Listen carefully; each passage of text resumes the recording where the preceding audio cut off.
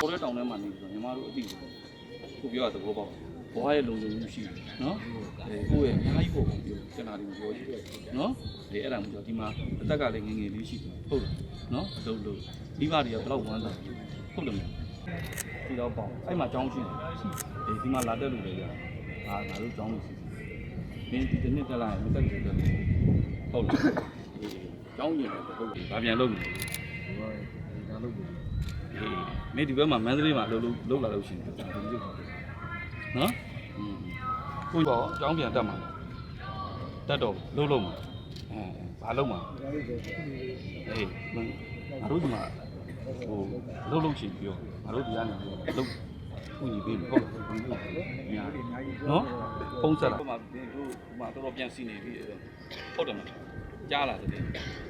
လူတွေလည်းပြန်နေတယ်ဟုတ်တယ်မလားအေးအကြောင်းပြန်တက်တော့တွဲစီရအောင်ကြောက်စီတယ်